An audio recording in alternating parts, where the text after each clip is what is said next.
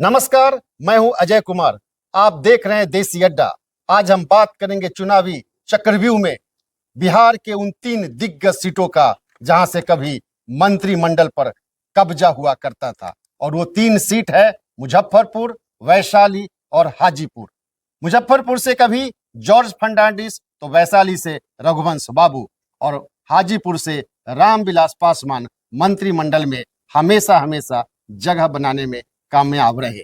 बिहार की इस लोकसभा के 3 चुनावी क्षेत्र में हम बात करेंगे राकेश जी से उसके जातीय समीकरण के बारे में, उसके भौगोलिक स्थिति के बारे में और उसके विकास के बारे में। राकेश जी नमस्कार। धन्यवाद आपको। और देखिए अजय जी, आपने जो आज जिन क्षेत्रों की चर्चा की है, वास्तव में बिहार की राजनीति में इन 3 क्षेत्रों का बड़ा महत्वपूर्ण योगदान है और इन 3 क्षेत्रों को हमेशा याद रखा जाता है। अब याद कीजिए, यदि आप चर्चा करते हैं वैशाली की, तो वैशाली गणतंत्र की भूमि, वो भूमि जिसने दुनिया को गणतंत्र का पाठ पढ़ाया। ये जो आज लोकतंत्र की बातें हो रही हैं, ये हजारों वर्ष पहले इसी वैशाली की भूमि पर शुरुआत हुई थी जी। और वो माना जाता है कि ये गणतंत्र की भूमि है। उस मुजफ्फरपुर की आप बात कर रहे हैं जो क्रांति की भूमि रही है, जहां से क्रांति को एक नया दिशा मिला था, वो मुजफ्फरपुर है। उस मुजफ्फरपुर को मिनी मुंबई बनाने का कभी सपना दिखाया गया था, वो मुजफ्फरपुर है। और जब आप बात हाजीपुर की करते हैं तो आप कैसे भूल जाएंगे हाजीपुर का केला, कैसे भूल जाएंगे हाजीपुर का वो रामविलास पासवान जिसने देश भर में सबसे अधिक मतों से जीतने का कभी रिकॉर्ड बनाया था। तो ये देखिए, और ये तीनों क्षेत्र का ये सौभाग्य रहा है कि इन तीनों क्षेत्रों से केंद्र में मंत्री बनते रहे और बड़े बड़े दिग्गज नेता यहाँ से हुए हैं। तो आप बारी बारी से यदि बात करेंगे तो आप आइए, यदि बात करते हैं मुजफ्फरपुर की, तो मुजफ्फरपुर जॉर्ज फर्नांडिस की भूमि रही है। मुजफ्फरपुर वो भूमि रही है जहां से जॉर्ज फर्नांडिस कई बार चुनाव जीते हैं। अब समझिए कि जॉर्ज फर्नांडिस कहाँ के हैं और आके मुजफ्फरपुर के लोगों ने उन्हें कैसे दिल से अपनाया कि जॉर्ज फर्नांडिस 5 बार, 1-2 बार नहीं, 5 बार यहाँ से एमपी रहे। जय नारायण निषाद जो मुजफ्फरपुर के ही हैं, वो भी 3 बार रहे हैं और अजय निषाद 2 बार से एमपी हैं। यानी कि जिसको मुजफ्फरपुर अपनाता है पूरे से अपनाता है। मुजफ्फरपुर की यदि भौगोलिक स्थिति की बात करते हैं तो उसमें गाय घाट आता है जहां से निरंजन राय बीजेपी के विधायक हैं, औराई आता है जहां से राम सूरत राय बीजेपी के विधायक हैं, बोचहा आता है जो सुरक्षित है एससी के लिए, वहां से अमर पासवान आरजेडी के विधायक हैं, सकरा जो है एससी सुरक्षित है, वहां से अशोक कुमार चौधरी बीजेपी के विधायक हैं, कुर्नी जहां से केदार प्रसाद गुप्ता बीजेपी के विधायक हैं, उपचुनाव में जीते थे, और मुजफ्फरपुर से विजेंद्र चौधरी जो कांग्रेस के विधायक हैं। तो इन 6 विधानसभा क्षेत्रों को मिलाकर मुजफ्फरपुर का लोकसभा क्षेत्र बना। इस मुजफ्फरपुर क्षेत्र में यदि लोकसभा की बात करें तो वर्ष 1957 की बात करें तो यहाँ से श्यामानंदन सहाय जो कांग्रेस के नेता थे वे जीते। फिर 62 और 67 में दिग्विजय नारायण सिंह यहाँ से सांसद बने। फिर 71 में नवल किशोर सिन्हा ये सांसद थे, ये सब लोग जीते वहां से। 77 में एक नई क्रांति आई जो जिसे आप जेपी मूवमेंट भी कहते हैं, वहां से जॉर्ज फर्नांडिस देश स्तर के नेता, रेल मंत्री भी रहे हैं, समता पार्टी के संस्थापक रहे हैं। बिहार में आज जो सरकार बन रही है लालू विरोध के नाम पर, नीतीश कुमार की जो सरकार बनी है, तो उसमें अहम योगदान आप देखिएगा तो जॉर्ज फर्नांडिस की थी। तो वे 77-80 में जीते, 77 में भी जीते और फिर 80 में भी जीते। 84 में जब इंदिरा गांधी की हत्या हो गई और वो जो 84 में जो चुनाव हुआ उसमें वो कांग्रेस का लहर था, उसमें वो एलपी शाही से वो चुनाव हार गए। फिर 89 में जॉर्ज फर्नांडिस जीत गए। फिर 96 में भी जॉर्ज फर्नांडिस वहीं से जीते। 96 तक का चुनावी रणनीति में वो वहां से जीतते रहे। फिर जो 98 और 99 इन दो चुनावों में वहां से कैप्टन जय नारायण निषाद ये चुनाव जीते। फिर 2004 में जॉर्ज फर्नांडिस वहां से चुनाव जीते।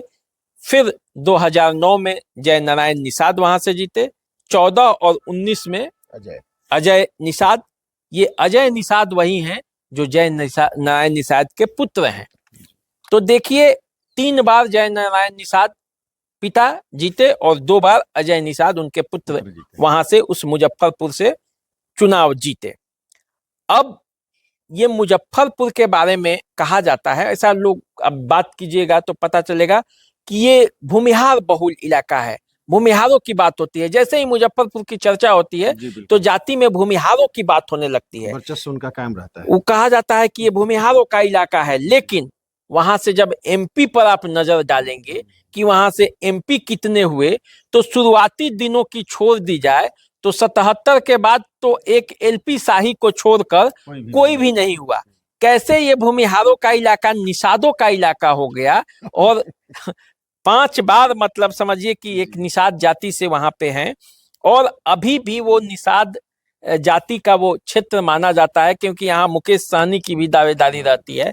तो वो मुजफ्फरपुर है और इस मुजफ्फरपुर को कभी मिनी मुंबई बनाने का सपना दिखाया गया था। चूंकि औद्योगिक क्षेत्र है, ये मुजफ्फरपुर वैसा है जहां उत्तर बिहार का सबसे बड़ा व्यापारिक मंडी था, कपड़े का सबसे बड़ा व्यापारिक इलाका था वो। अभी कपड़े के मामले में मुजफ्फरपुर की कोई शानी नहीं थी, मुंबई से एक्सपोर्ट होके आते थे। उसके बाद चिकित्सा के मामले में मुजफ्फरपुर का बड़ा एक व्यापारिक क्षेत्र था, वहां अच्छे अच्छे डॉक्टर थे। उत्तर बिहार का पूरा जो क्षेत्र है उसमें 2 जगह ऐसा था, एक दरभंगा और दूसरा मुजफ्फरपुर। ये दोनों इलाकों में दूसरे दूसरे जिलों से रोगी पहुंचते थे। तो ये वो इलाका है। आज तो वो स्थिति नहीं है, क्योंकि अब सभी जगह हो गया और लोग पटना के तरफ मूव कर जाते हैं गांधी सेतु पुल बन जाने के बाद। लेकिन एक जमाने में मुजफ्फरपुर की ये हैसियत थी और मुजफ्फरपुर लीची के मामले में पूरा दुनिया में प्रसिद्ध है। मुजफ्फरपुर की लीची वर्ल्ड फेमस है, गाने भी कई बने हैं, मुजफ्फरपुर के लीची आखी यादव आलमा हो। तो मतलब ये है मुजफ्फरपुर का शान, स्वाद और सब। तो जिस तरह लीची का स्वाद है मुजफ्फरपुर का, उसी तरह मुजफ्फरपुर के राजनीति का भी स्वाद है। मुजफ्फरपुर किसी मामले में पीछे नहीं है। तो इसलिए ये मुजफ्फरपुर में इस बार अजय निषाद वहां से सांसद है और अजय निषाद पिछले बार वीआईपी पार्टी के राजभूषण चौधरी को पराजित किया था और कम वोटों से नहीं, लगभग 3 लाख से अधिक वोटों से उन्होंने उनको पराजित किया था। बहुत अच्छे मार्जिन से वो हरा चुके हैं। जी ये तो ही मुजफ्फरपुर की बात, अब आप वैशाली के बारे में बताएं। हाँ अजय जी, वैशाली के बारे में तो मैंने आपको बताया है, गणतंत्र की भूमि है। इस गणतंत्र की भूमि पर हमेशा लड़ाई बहुत जबरदस्त होती है। ये वो इलाका है जहां राजपूत और भूमिहारों के बीच में वर्चस्व की लड़ाई चलती है। उसके बारे में मैं आपको बताऊंगा, लेकिन उससे पहले मैं इसके बारे में बता दूं कि वैशाली लोकसभा क्षेत्र के अंतर्गत 6 विधानसभा आते हैं। मीनापुर, जहां से मुन्ना यादव राजद के विधायक हैं, कांटी जहां से मोहम्मद इसराइल मंसूरी राजद के विधायक हैं, बरूराज जहां से अरुण कुमार सिंह बीजेपी के विधायक हैं, पारू जहां से अशोक कुमार सिंह बीजेपी के विधायक हैं, साहेबगंज जहां से राजू कुमार सिंह बीजेपी के विधायक हैं और वैशाली जहां से सिद्धार्थ पटेल जेडीयू के विधायक है। यानी कि 4 सीटों पर एनडीए का कब्जा है और 2 सीटों पर आरजेडी का कब्जा है। अभी यहां से बीना देवी सांसद हैं, लोजपा की वो सांसद रही हैं और रघुवंश प्रसाद सिंह को लगभग 2,34,000 मतों से वो पराजित की थी। बीना देवी पशुपति पारस के साथ चली गई, चिराग पासवान को छोड़ दिया। अभी वो पशुपति पारस के साथ छोड़कर फिर चिराग पासवान के पास चली आई हैं। टिकट का इंतजार है उनको। अब देखना है कि टिकट मिलता है कि नहीं मिलता है। अब इसके यदि इतिहास की बात करते हैं तो ये सीट जो है वो 77 में अस्तित्व में आई। 77 के पहले 77 में जब ये अस्तित्व में आई तो इसके पहले सांसद दिग्विजय नारायण सिंह बने। उसके बाद किशोरी सिंह, उषा सिन्हा, शिवशरण सिंह तक यहाँ के सांसद रहे हैं। 1994 में पहली बार जो है एक्सपेरिमेंट हुआ, वो उपचुनाव था और उस उपचुनाव में एक्सपेरिमेंट हुआ। यहाँ उसके पहले राजपूत और भूमिहार के बीच लड़ाई चलती थी और लवली आनंद को यहाँ पे लाया गया, आनंद मोहन की पत्नी, और ये लालू विरोध के नाम पर राजपूत और भूमिहार दोनों एकजुट हुए और लवली आनंद वो चुनाव जीत गई। और उसी से ये प्रेरणा जगी तो आनंद मोहन लालू यादव के खिलाफ बीपीपा पार्टी बनाकर पूरे बिहार में उनके खिलाफ आंदोलन का बिगुल फूका और 95 के विधानसभा चुनाव में चुनाव लड़े। हालांकि सफलता नहीं मिली, लेकिन ये इतना इम्पोर्टेंट वैशाली है कि इसी वैशाली की भूमि पर एक वो प्रयोग जो हुआ और उस प्रयोग का प्रतिफल हुआ कि बीपीपा का निर्माण हुआ। तो ये वो जगह है। इसके बाद 96 से इस सीट पर रघुवंश प्रसाद सिंह का कब्जा हो गया। 1996 में से लेकर 2009 तक रघुवंश प्रसाद सिंह को कोई हरा नहीं पाया, एक छत्र राज किए।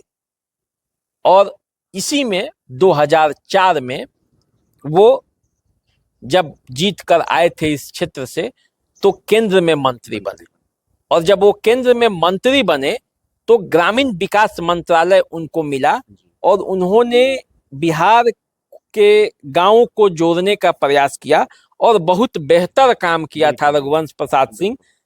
ठेठ देशज व्यक्ति थे, उनकी भाषा को यदि आप सुनते तो लालू यादव की तरह ही उनकी भाषा थी। गांव की भाषा बोलते थे, गांव की तरह रहते थे।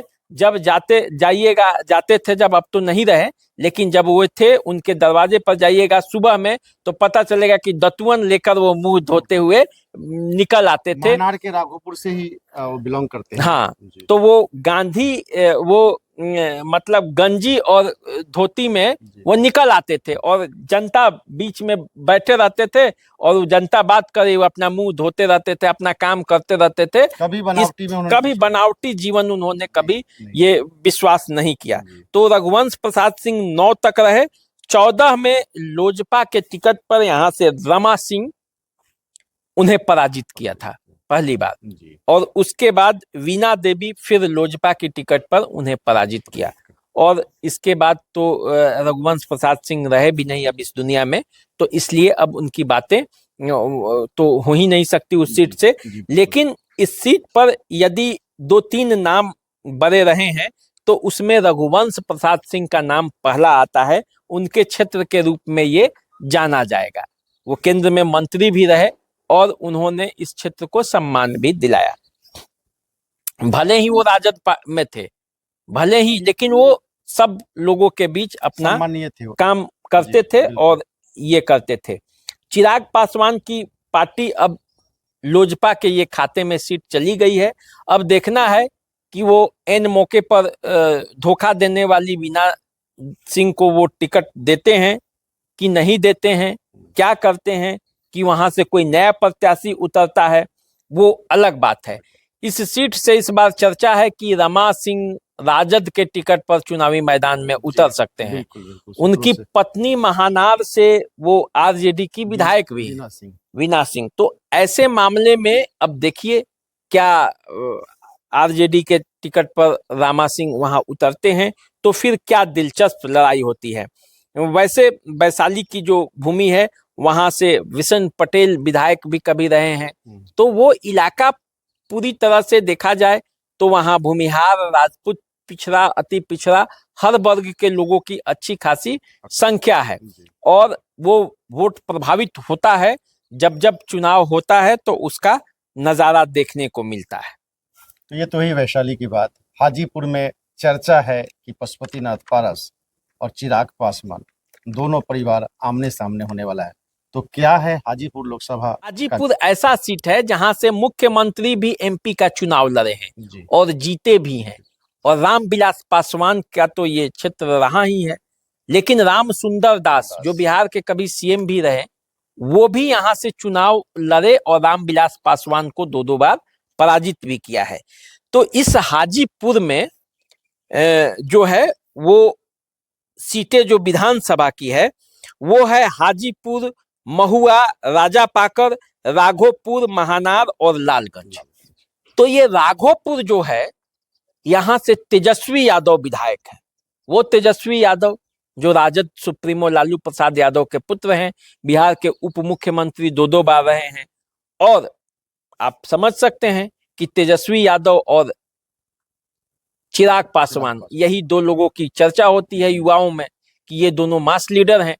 और इन दोनों के बीच अब ये मुकाबला है जहां चिराग पासवान हाजीपुर से ताल ठोकेंगे और उसमें एक विधानसभा राघोपुर तेजस्वी यादव का क्षेत्र है। तो अब देखना है कि कैसे मुकाबला होता है। लेकिन यदि आप इसके इतिहास पर नजर डालेंगे, हाजीपुर के राजनीतिक इतिहास पर, तो 1992 में यहाँ से राजेश्वर पटेल कांग्रेस के टिकट पर जीते। उस समय से लेकर 62 तक वो लगातार 3 बार यहाँ से सांसद रहे। 67 में वाल्मीकि चौधरी कांग्रेस से यहाँ से जीते थे। उसके बाद 71 में रामशेखर प्रसाद सिंह यहाँ से चुनाव जीते। 77 में जब जेपी का आंदोलन शुरू हुआ उसके बाद से रामविलास पासवान का यहाँ डंका बजने लगा। रामविलास पासवान 77 में भी जीते और 80 में भी जीते। 84 में इंदिरा लहर में वे हार गए। रामरतन राम इनका इंदिरा कांग्रेस से उस समय चुनाव लड़े थे और उन्होंने हरा दिया। लेकिन 89 के चुनाव में रामविलास पासवान बम्पर वोटों से कम बैक किए और देश भर में सबसे अधिक 5,04,000 मतों से उन्हें महावीर पासवान को पराजित किया जो कांग्रेस के प्रत्याशी थे। देश भर में रिकॉर्ड बना और रामविलास पासवान का नाम पूरा देश वर्ल्ड में लिखा गया। तो उसके बाद 1991 में वे फिर रामसुंदर दास से चुनाव हार गए। 96 में रामविलास पासवान जीते, फिर 98 में जीते, फिर 99 में भी जीते, फिर 2004 में अपनी पार्टी जो बनाई लोजपा उससे जीते, फिर 2009 में वो रामसुंदर दास से चुनाव हार गए, फिर 14 में रामविलास पासवान यहाँ से जीते, फिर पशुपति पारस को उन्होंने 19 के चुनाव में यहाँ से खुद कैंडिडेट बनाया। तो पशुपति पारस अभी वहां से सांसद हैं। रामविलास पासवान 8 बार यहाँ से एमपी रहे हैं, 2 बार चुनाव हारे भी हैं और पशुपति पारस इस बार यहाँ से हैं। ये रहा पूरा समीकरण जो हाजीपुर के जो इतिहास है, कौन कौन राजनीति के लोग जीते हैं।